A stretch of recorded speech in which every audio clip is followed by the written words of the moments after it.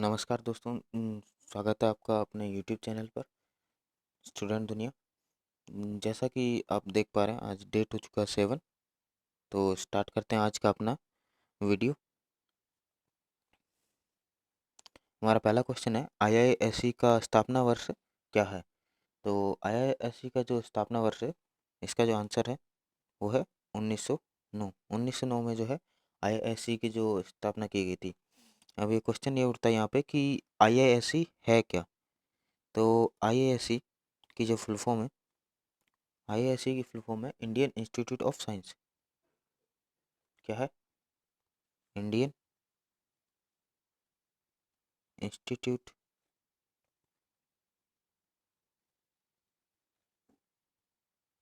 Of science. Indian institute of science ये इसकी full form है। और ये जो है ये कहाँ पे अभी, ये बेंगलुरु में है। बेंगलुरु में स्थित है। ठीक है। ये तो मैंने इसकी बेसिक जानकारी दे दी, लेकिन अभी जानने की वाली बात ये है कि यहाँ पे ये चर्चा में क्यों है। ठीक है। क्या इसने अभी फिलहाल में जो है ऐसा किया है जिसकी वजह से चर्चा में है? तो ये इसने आईएएससी और इसी के साथ में यूके की एक यूनिवर्सिटी थी, यूनिवर्सिटी ऑफ ईस्ट इंग्लिया की, इन दोनों की टीम ने अभी हाल फिलहाल में bay of Bengal bay of Bengal boundary layer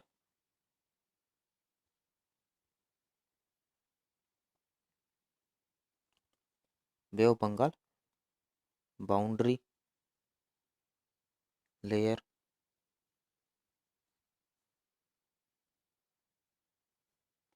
experiment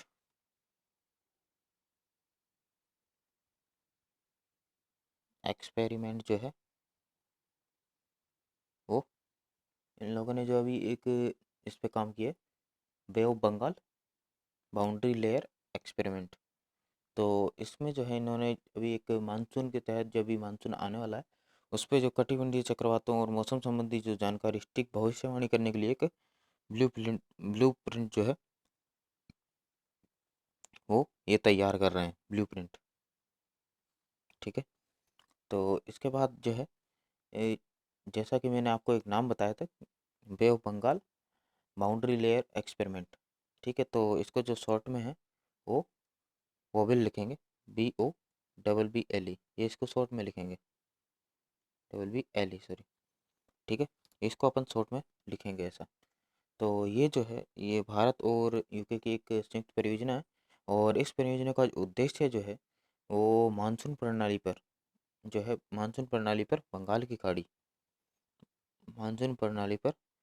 Bengal की खाड़ी समुद्र की जो प्रक्रिया है उसके प्रभाव को जो है जांच करना, इसका मेन जो है मोटिव है, मेन उद्देश्य है। तो यहाँ पे एक इसके साथ में एक बातचीत और कर लेते हैं। इस परियोजना के तहत जो बंगाल की खाड़ी में जो है होने वाले बदलाव हैं, होने वाले बदलाव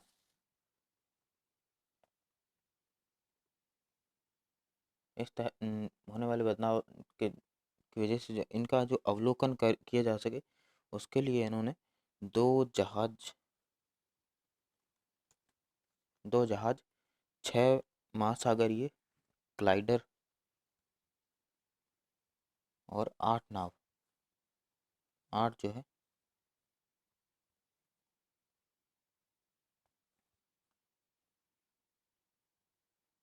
8 नाव है। कितने? 8 नाव, 6 महासागरीय ग्लाइडर, 2 जहाज, 8 नावों को जो है तैनात कर दी, जिससे अच्छी तरह से वहाँ पे जो है आने वाले चेंजेस को जो है पहचाना जा सके और उनकी स्टडी किया जा सके। तो चलते हैं अपने अगले क्वेश्चन की ओर। ये जो आप एक जो सील देख पा रहे हैं, ये ऑफिशियल सील है आईआईएससी की।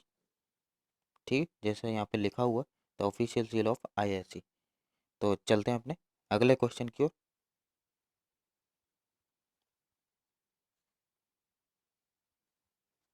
अगला क्वेश्चन है, हाल ही में किसके द्वारा एक अंतरिक्ष रॉकेट जो है the long March 5B launch किया गया है। तो इसका जो आंसर है वो है चीन। अभी जो चीन ने जो है 5 लॉन्च जो है मार्च 5B जो है एक रॉकेट लॉन्च किया है। तो आगे बढ़ने से पहले मैं आपको जो है इस रॉकेट के बारे में, जो एक अंतरिक्ष जो रॉकेट है उसके बारे में, या इस अभियान से रिलेटेड जो है कुछ चीज़ें वो मैं आपको बता देता हूँ। तो ये जो है प्रेक्षण वो एक चीन के लिए एक महत्वपूर्ण पड़ाव है, चीन के लिए, ठीक है। और जो है 2020 तक, सॉरी 2022 तक, 2022 तक जो है चीन एक स्थायी, क्या करना चाह रहा है, चीन एक स्थायी जो है अंतरिक्ष स्टेशन का जो संचालन करने तथा चंद्रमा पर जो है, एक तो वो अंतरिक्ष स्टेशन का संचालन करना चाह रहा है, और जो चंद्रमा पर है, चंद्रमा पर चंद्रमा पर 6 लोगों की टीम, 6 सदस्यों के एक दल को जो है भेजने की योजना बना रहा है इसके तहत, ठीक है। तो क्या क्या दो मोटिव थे इसके अंदर, थे 2022 तक जो है वो एक स्थायी अंतरिक्ष स्टेशन का संचालन करना चाह रहा है, जैसा कि अमेरिका भी कर पा रहा है, और इसके साथ में भी कुछ देश जो हैं उसके साथ में जुड़े हुए हैं। अकेला अमेरिका नहीं कर रहा, लेकिन ये जो है वो अकेले करना चाह रहा है, और 6 सदस्यों की टीम को जो है चंद्रमा पर भेजना चाह रहा है। और मैं आपको बता दूं कि अभी तक सिर्फ संयुक्त राज्य अमेरिका ही एकमात्र ऐसा देश है जिसने सफलतापूर्वक जो है मानव को चंद्रमा पर भेज पाया। कौन सा कंट्री अकेला सिंगल? संयुक्त राज्य अमेरिका। संयुक्त राज्य अमेरिका, ये एक अकेला कंट्री है जो अभी तक जो सफलतापूर्वक मानव को वहाँ पे भेज पाया है। तो चलते हैं अपने अगले क्वेश्चन की ओर। ये जो आप एक फ़ोटो देख पा रहे हैं स्क्रीन पे, ये 5B लॉन्च जो मार्क, जो अभी रॉकेट जाने वाला है, ये उसकी एक फ़ोटो है। तो चलते हैं अपने अगले क्वेश्चन की ओर। अगला क्वेश्चन है, हाल ही में विज्ञान एवं प्रौद्योगिकी विकास का जो स्थापना दिवस है वो कब मनाया गया? तो इसका जो आंसर है वो है 3 मई। 3 मई को जो है अभी मनाया गया है। तो यहाँ पे एक देख पा रहे हैं आप शब्द है विज्ञान एवं प्रौद्योगिकी तो ये सीधी सी बात है, इसकी स्थापना जो है बहुत पहले की गई होगी। तो इसकी स्थापना का जो है ये 50वां स्थापना दिवस था, ठीक है। 50 साल जो है इसको कंप्लीट हो चुके हैं। तो अब क्वेश्चन ये उठता है कि इसकी स्थापना जो है क्यों की गई थी, क्या ऐसी ज़रूरत पड़ी कि अपने को जो है विज्ञान एवं प्रौद्योगिकी विभाग को जो है स्थापित करना पड़ा? तो वो जान लेते हैं। तो विज्ञान एवं प्रौद्योगिकी विभाग जो है वो नए नए क्षेत्रों में बढ़ावा देने के लिए, विज्ञान और प्रौद्योगिकी के जो नए नए क्षेत्र हैं उनको उनमें बढ़ावा देने के उद्देश्य से जो है 1971, कब, मई 1971 को जो है स्थापित करने के लिए जो विज्ञान और प्रौद्योगिकी का आयोजन और अन्य प्रकार के जो है नोडल विभाग की भूमिका को जो है ये निभाता है, ठीक है। तो इसको जो अपन शॉर्ट में जानते हैं वो डीएसटी की नाम से जानते हैं। तो यहाँ पे डीएसटी क्या है? डीएसटी को अपन कहेंगे department of science and technology, department and department of science and technology, जिसे शॉर्ट में डीएसटी बोला गया है। तो ये जो डीएसटी है उसके प्रयासों के कारण जो है भारत पत्र पत्रिकाओं के मामले में, पत्र पत्रिकाओं के मामले में जो है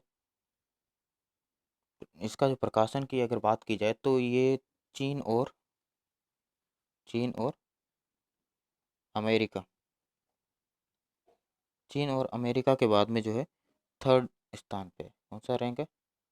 तीसरा, ठीक है, तीसरा रैंक है जो है इसका। तो हाल ही में जो अभी अपन जैसे जानते हैं अभी एक महामारी कोविड-19 चल रही, तो इसी के तहत जो इसने अपने जो 50वां स्थापना दिवस था उसकी ध्यान में रखते हुए इसने अभी एक कोविड कथा, एक जो है मल्टी गाइड, मल्टीमीडिया गाइड जो है लॉन्च किया है। क्या नाम है उसका? कोविड कथा, ये उसका नाम है। हमारे चलते हैं अब नेक्स्ट क्वेश्चन की। ये आप उस डिपार्टमेंट साइंस एंड टेक्नोलॉजी का जो है एक लोगो देख पा रहे हैं। डिपार्टमेंट। नेक्स्ट क्वेश्चन हमारा, हाल ही में केंद्रीय प्रशासनिक अधिकरण को किस खंडपीठ को जो है सेवा मामले में नियुक्त किया गया? तो इसका जो आंसर है वो है जम्मू एंड कश्मीर की खंडपीठ को जो है सेवा मामलों में जो है नियुक्त किया गया। तो मैं यहाँ पे आपको बता दूँ, इससे पहले जो सेवा मामलों में है वो चंडीगढ़ को नियुक्त चंडीगढ़ जो है इस पद पर जो है कार्य कर रहा था। तो ये करता क्या है ये भी जान लेते हैं कि ये नियुक्त करने का क्या फ़ायदा है क्या नहीं है। तो ये जो केंद्र प्रशासनिक अधिकरण है इसको अपन बोलेंगे सेंट्रल एडमिनिस्ट्रेटिव ट्रिब्यूनल, तो इसको अपन शॉर्ट में जो है कैट कहते हैं। ठीक है। तो इसमें जो है ये केंद्र सरकार, कौन कौन से, केंद्र सरकार और केंद्र शासित, केंद्र शासित दोनों में ही जो सरकारी कर्मचारी जो कार्य कर रहे होते हैं या अन्य जो कर्मचारी संबंधित सेवा से मामलों में जो है वो सुनवाई कौन करता है? ये करता है केंद्रीय प्रशासनिक अधिकरण। तो ये इसकी जो खंडपीठ है अभी जम्मू कश्मीर को लगाया गया। तो आगे की इन सभी मामलों की सुनवाई जो है जम्मू एंड कश्मीर की जो खंडपीठ है वो करेगी। हमारा नेक्स्ट क्वेश्चन है, प्रशासनिक अधिकरण की स्थापना जो है भारतीय संविधान के किस अनुच्छेद के तहत की गई है? तो इसका जो आंसर है वो है 323। 323 जो है इसका आंसर है। 323 अनुच्छेद 323 ए के तहत, 323 ए के तहत जो है इसकी स्थापना है जो है की गई है। ठीक है। तो यहाँ पे मैं आप ये जान लेना उचित होगा कि 323 ए में क्या क्या लिखा गया है। तो भारत संविधान का जो अनुच्छेद 323 ए है वो संसद को यह अधिकार देता है, किसको? संसद को यह अधिकार देता है कि वह केंद्र व राज्य की लोक सेवाओं और स्थानीय निकायों, सार्वजनिक निगमों, अन्य सार्वजनिक जो प्राधिकरण है में नियुक्त जो व्यक्ति की भर्ती है और सेवा शर्तों संबंधी जो विवाद अगर होते हैं तो उनको जो है सुलझाने के लिए इसकी स्थापना की गई। ठीक है। कौन कौन से, आपको एक बार फिर रिपीट कर रहा हूँ। एक तो केंद्र, दूसरा राज्य की जो लोक सेवाएं हैं उनको, और जो स्थानीय निकाय हैं, स्थानीय निकायों, स्थानीय निकायों और जो सार्वजनिक निगमों हैं, सार्वजनिक निगम, सार्वजनिक निगम, और इसके अलावा जो है अन्य जो सार्वजनिक प्राधिकरण हैं इन सभी की भर्ती, भर्ती और सेवा शर्तों से संबंधित जो मामले हैं वो सुलझाने का काम करती है। ये ऐसा संसद को एक अधिकार देता है 323 ए। ठीक है। तो अब एक और बात कर लेते हैं, 323 ए का जो अनुसरण करते हुए संसद ने जो है इस अधिनियम को जो है 1985 में जो है पारित किया था। कब किया था? 1985 में। और ये जो है अधिनियम केंद्र प्रशासनिक अधिकरण और राज्य प्रशासनिक अधिकरण का जो है गठन का अधिकार देता है। दोनों अलग अलग जो है गठन का करने का जो है अधिकार देता है 323 ए, केंद्रीय और राज्य प्रशासनिक अधिकरण दोनों को। तो अब चलते हैं अपने अगले क्वेश्चन की ओर। अगला क्वेश्चन हमारा, 5 मई को भारत के किस राष्ट्रपति की जयंती मनाई जाती है? तो इसका आंसर है ज्ञानी जैल सिंह। ज्ञानी जैल सिंह इसका जो है आंसर है। तो 5 मई को जो है इनकी 104वीं जयंती अभी जो है मनाई गई। कितनी? 104वीं। तो एक और बात बता दूं कि ये जो है ज्ञानी जैल सिंह जो है वो पहले जो भारतीय राष्ट्रपति पद पर पहुंचने वाले जो है पहले सिख राजनेता बने। कौन? फर्स्ट सिख, फर्स्ट सिख राजनेता जो है बने। और वे 1956 से लेकर 1956 से लेकर 1962 तक जो है राज्यसभा राज्यसभा के जो है मेंबर रहे। और 1972 में वे पंजाब के मुख्यमंत्री रह चुके, नियुक्त हुए 1972 में। और उसके पश्चात जो है 25 जुलाई 25 जुलाई 1982 को जो है राष्ट्रपति के पद पर वो उन्होंने शपथ ली थी। और उन्होंने अपने जो कार्यकाल के दौरान जो है कुछ महत्वपूर्ण ऑपरेशन जैसे ब्लू स्टार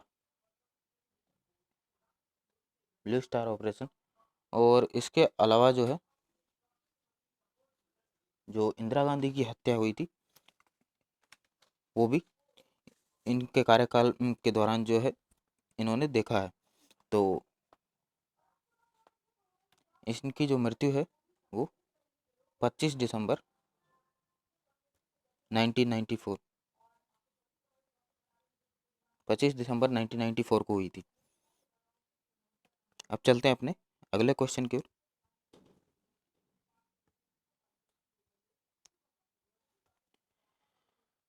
अगला क्वेश्चन जाने से पहले ये आप उनकी एक फ़ोटो देख पा रहे हैं, ज्ञानी जैल सिंह की। और यहाँ पे आप जैसे लिखा हुआ पा रहे हैं कि first president of India, Sikh, first Sikh president of India. चलते हैं अपने अगले क्वेश्चन की ओर। तो यहाँ पे जो क्वेश्चन है ये है कि हाल ही में गरुड़ पोर्टल किसके द्वारा लॉन्च किया गया है। यहाँ कुछ मिस्टेक हो गई है, इसको आप सही कर लीजिएगा। सही जो है वो है हाल ही में गरुड़ पोर्टल किसके द्वारा लॉन्च किया गया है। तो गरुड़ पोर्टल जो है वो नागरिक उड्डयन महानिदेशालय द्वारा जो है लॉन्च किया गया है। ठीक है। तो अब मैं आपको इसके गरुड़ पोर्टल के बारे में बता देता हूँ कि क्या इसकी ज़रूरत पड़ी, क्यों ये अभी जो है चर्चा में।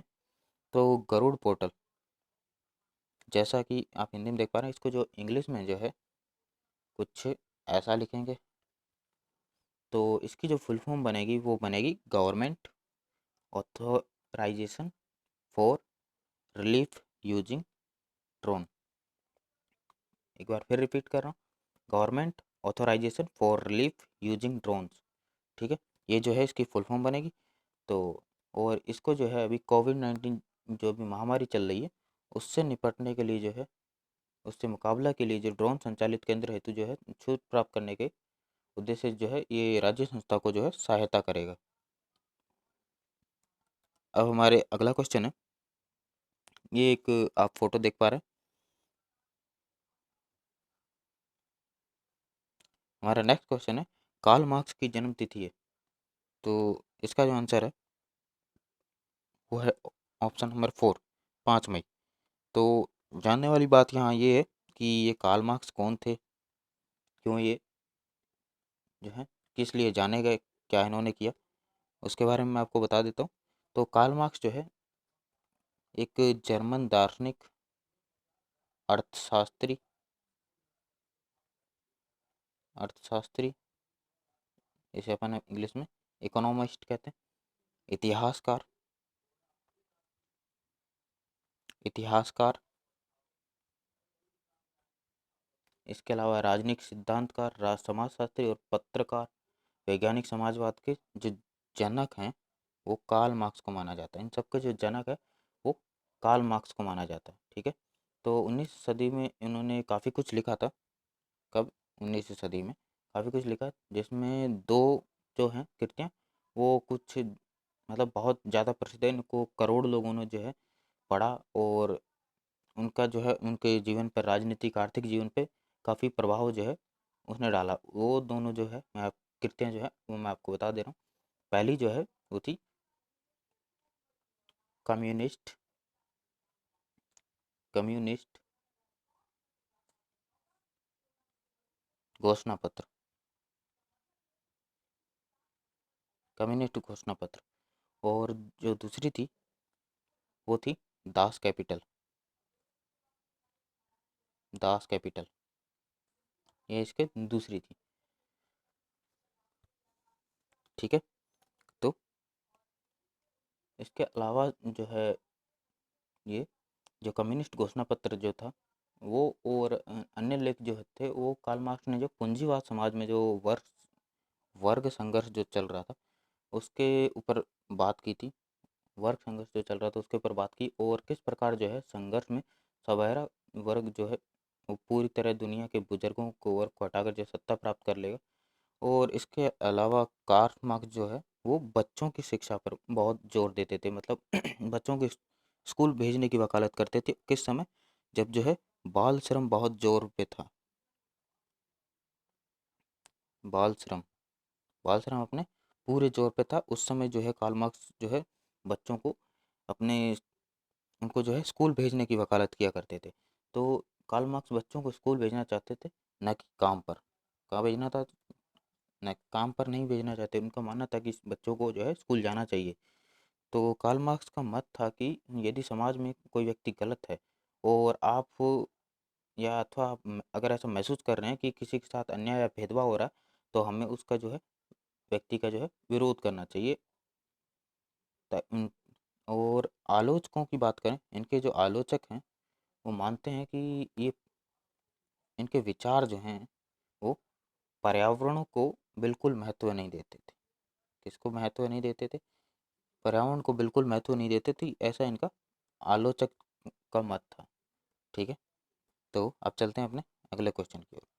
दोस्तों, ये जो आप स्क्रीन पे अभी फ़ोटो देख पा रहे हैं, ये कार्ल मार्क्स की फ़ोटो है। अगला क्वेश्चन है कि निगाह कार्यक्रम किस राज्य सरकार द्वारा शुरू किया जा रहा है? तो निगाह कार्यक्रम जो है वो हिमाचल प्रदेश सरकार द्वारा चालू किया जा रहा है।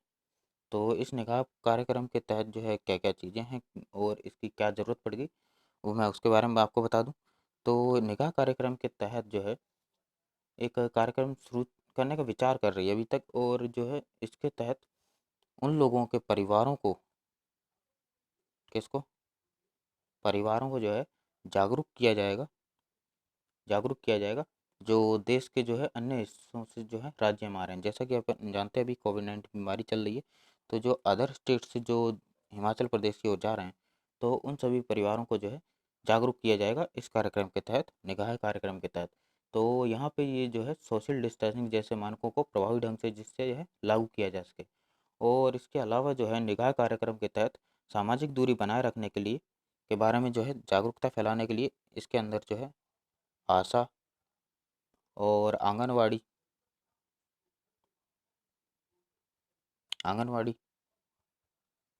और इसके अलावा जो है स्वास्थ्य कार्यकर्ताओं को जो है नियुक्त किया गया है। स्वास्थ्य कार्यकर्ताओं को नियुक्त किया है, जिससे ये कार्यक्रम जो है अच्छी तरह से हो पाए, लोगों को ये समझा पाएँ कि उन्हें सोशल डिस्टेंसिंग का ध्यान रखना चाहिए, और जो आ रहे हैं बाहर स्टेट से, अदर स्टेट से जो आ रहे हैं, उनको जिससे जो है उनकी जाँच करवाई जा सके अच्छी तरह से और सोशल डिस्टेंसिंग को वो समझा सकें। इसलिए ये टीम जो है, ये कार्यक्रम जो है चलाया जा रहा है। हमारा अगला क्वेश्चन है MES में अनुसूचित जाति का प्रतिनिधित्व। तो यहाँ पे एक आप शब्द देख पा रहे हैं, MES। तो इसका क्या मतलब है? तो इसका मतलब है micro micro small and medium enterprises enterprises.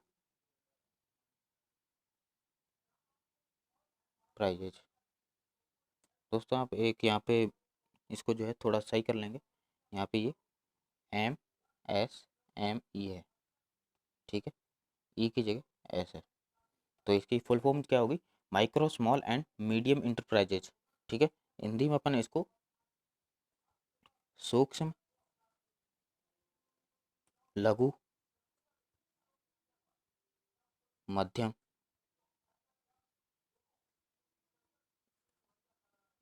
उद्यम के नाम से जानते हैं। क्या? सूक्ष्म, लघु और मध्यम उद्यम। ठीक है, तो अभी जो इसके अंतर्गत है MSME के जो अंतर्गत हैं, वो लगभग 99.5% 99.5% जो है ये सूक्ष्म की श्रेणी में आते हैं, माइक्रो की श्रेणी में आते हैं। जो उद्योग धंधे हैं इसके अंतर्गत, वो इसके अंतर्गत आते हैं। और वर्तमान में जो है विभिन्न क्षेत्रों पे लगभग 11 करोड़ लोगों को जो है ये क्षेत्र 11 करोड़ लोगों को 11 करोड़ लोगों को रोजगार उपलब्ध करवाते हैं। और सरकार के विभिन्न प्रयासों के बावजूद भी जो है लोगों को प्रत्यक्ष रूप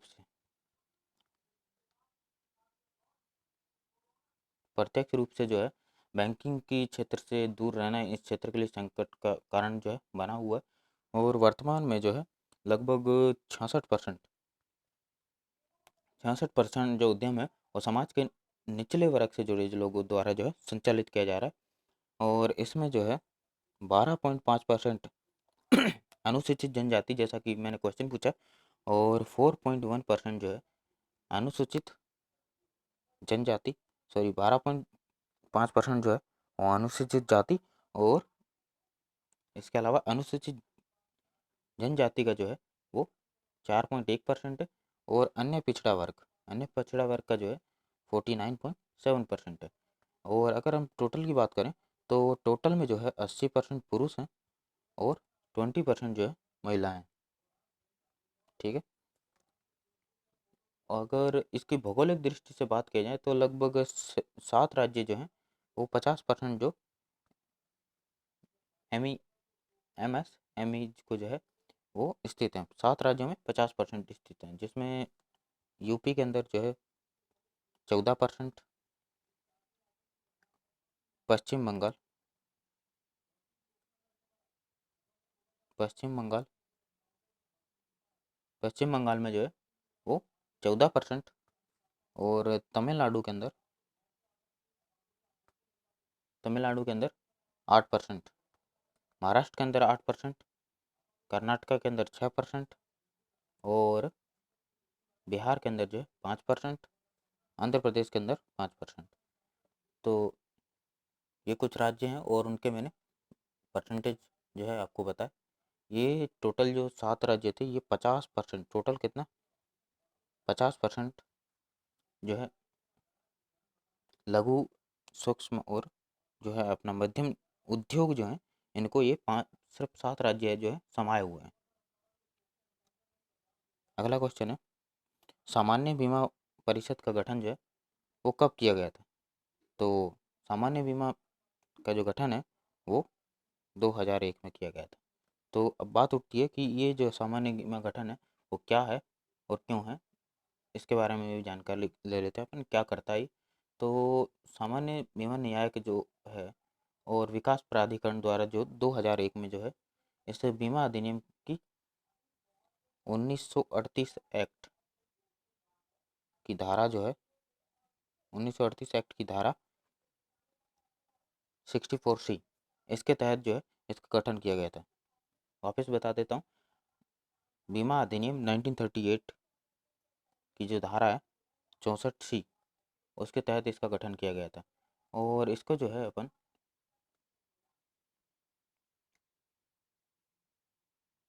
शॉर्ट में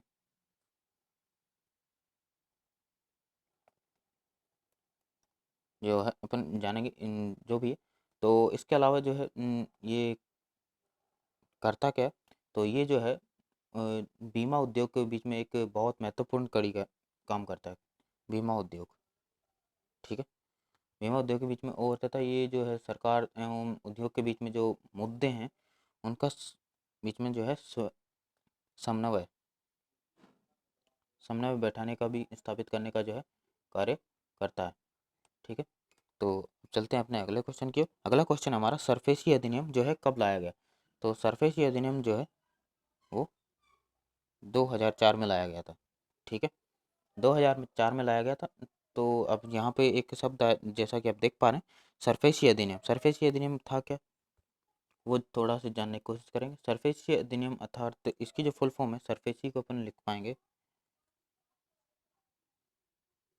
सरफेसी सरफेसी एक्ट। तो यहाँ पे जो इसकी फुल फॉर्म है वो मैं आपको बता दे रहा हूँ। इसकी जो फुल फॉर्म है, securitisation and reconstruction of financial and enforcement of security interest act. एक बार फिर बता देता हूँ, securitisation and reconstruction of financial states and enforcement of security interest act. ठीक है। ये इसकी जो है फुल फॉर्म थी। और बात कर लें इस अधिनियम की, तो इस अधिनियम द्वारा जो है अलग अलग प्रक्रियाओं के और तंत्रों के माध्यम से जो है एनपीए एनपीए यानी कि गैर निष्पादनकारी जो संपत्ति है, यह जो खराब संपत्ति की जो समस्या हल करने का जो है उसको जो है हल करने का जो इसको जिम्मा जो है दिया गया है। ठीक है। और इस नियम के प्रावधान के विभिन्न जो संस्थान हैं उनकी खराब संपत्ति की समस्या का जो है प्रबंधन हेतु और जो है शक्ति और जो है इनके अलावा ये इसको शक्तियाँ प्रदान करता है ये, जिससे उनका जो है प्रबंधन जो है किया जा सके। ठीक है। और सरकार ने जो है ऋण वसूली न्यायीकरण यानी कि डीआरटी डिबेट रिकवरी ट्रिब्यूनल को जो है पुनर्जीवित करने के लिए जो है नया दिवालिया जो कानून लाया गया था उसके तहत, और जो प्रभावशालीता बढ़ाने के लिए भी जो है एसेट रिकंस्ट्रक्शन कंपनियों को सशक्त बनाने के लिए 2016 में, कब 2016 में जो है सरफेसी अधिनियम लाया गया। दो मेन कारण रहे इसके, एक तो इसको पुनर्जीवित करने के लिए और नए दीवानिया कानून के तहत जो है इसको प्रभावशाली बनाने के लिए जो है एस्टेट रिकंस्ट्रक्शन कंपनियों को सशक्त बनाने के लिए 2016 में। ठीक है। 2016 में जो है सरफेसी अधिनियम लाया गया। अगला क्वेश्चन हमारा हैप्पी हाइपोक्सिया संबंधित है। तो हैप्पी हाइपोक्सिया जो है वो कोविड-19 से संबंधित है, ये इसका आंसर है। तो यहाँ पे प्रश्न ये उठता है कि हैप्पी हाइपोक्सिया है क्या? तो हैप्पी हाइपोक्सिया कुछ इसी तरह का, लेकिन जो है इसमें ऑक्सीजन की जो है ऑक्सीजन की कमी होने के बावजूद भी, मरीज में जो है ऑक्सीजन की कमी होने के बावजूद भी जो है उसे सांस लेने की दिक्कत नहीं हो पा रही। ये एक अजीब सी चीज़ देखी जा रही है अभी कोविड-19 के जो बीमारी चल रही है उसमें कई केसेज ऐसे भी देखे जा रहे हैं। तो इसको जो है हैप्पी हाइपोक्सिया नाम दे दिया गया है। ये या इसका एक दूसरा नाम भी है जिसे अपन साइलेंट साइलेंट हाइपोक्सिया जो है इसको नाम दिया गया है। ठीक है। तो चलते हैं अपने अगले क्वेश्चन की ओर। अगला क्वेश्चन है हाल ही में जारी किया गया विनिर्माण क्रय प्रबंधन सूचकांक है। तो विनिर्माण जो अभी इसको अपन पीएमआई बोलते हैं। ठीक है। तो ये जो पीएमआई है ये सूचकांक दर्शाता है कि जो देश है वो विकास कर रहा है या नहीं कर रहा है या डाउन में आ जा रहा है, ये सब चीज़ को जो है ये दर्शाता है। और ये इसकी रिपोर्ट जो है हर हर एक महीने के बाद आती है, हर एक मंथ में। ठीक है। हर एक मंथ में जो है एक नई रिपोर्ट आती है, हर एक मंथ में एक नए सूचकांक को जो है ये दिखाता है। तो अभी का जो अप्रैल का जो आया वो आया है 27.4। 27.4 जो है एक विकासशील देश के लिए बहुत ही कम है। ऐसा एक बहुत सालों बाद देखा गया। पिछले कुछ वर्षों में जो है ये इंक्रीज ही कर रहा था, लेकिन अभी जो अप्रैल में है वो 27.4 देखा गया, जो कि एक विकासशील देश के लिए एक सही नहीं माना गया। ऐसा माना जाता है कि अगर पीएमआई यानी कि विनिर्माण क्रय प्रबंधन सूचकांक है, अगर 50 के नीचे है तो मतलब ऐसा मान लिया जाता है कि वो देश जो है विकास की स्थिति में नहीं है, विकास की ओर आगे नहीं बढ़ रहा है। और अगर इसकी जो है ये 50 से ऊपर हो जाता है तो ऐसा मान लिया जाता है कि वो जो देश है वो विकास की ओर बढ़ रहा है। लेकिन जो पिछले 3 साल से जो है ये लगातार इंक्रीज कर रहा था। और जैसा कि आप जो फर्स्ट ऑप्शन देख पा रहे हैं ये जो है मार्च 2020 का जो है इंडेक्स था। ठीक है। मार्च 2020 का इंडेक्स था। तो चलते हैं अपने अगले क्वेश्चन की ओर। अगला क्वेश्चन है राष्ट्रपति का चुनाव जो है किस अनुच्छेद के तहत जो करवाया जाता है। राष्ट्रपति का जो चुनाव है वो अनुच्छेद 54 के तहत करवाया जाता है, 54 के तहत करवाया जाता है। इसके अंतर्गत जो है अभी ये चर्चा में क्यों है, अभी ये चर्चा में इसलिए है कि जैसा कि अपन जानते हैं अभी अगस्त में जो है अगस्त में जो है धारा 370 धारा 370 जो है जम्मू कश्मीर से हटाई गई है। और उसके तहत दो केंद्र शासित प्रदेश जो है बने हैं, जम्मू कश्मीर एंड लद्दाख। ठीक है। तो इसकी भी जो है वोटिंग की ज़रूरत पड़ती है राष्ट्रपति के चुनाव के के संबंध में। तो उनसे जो है भी जानकारी ली जा रही है कि वो इसमें शामिल हो पाएंगे कि नहीं हो पाएंगे। तो इसलिए अभी चर्चा में है। तो इसका जो आंसर है वो अनुच्छेद 54 इसका जो आंसर है। ठीक है। तो आज की वीडियो में दोस्तों इतना ही। अगर आप जो है डेली अपडेट जो है वीडियो के पाना चाहते हैं तो आप मेरे चैनल को जो है सब्सक्राइब कीजिए और शेयर कीजिए। धन्यवाद।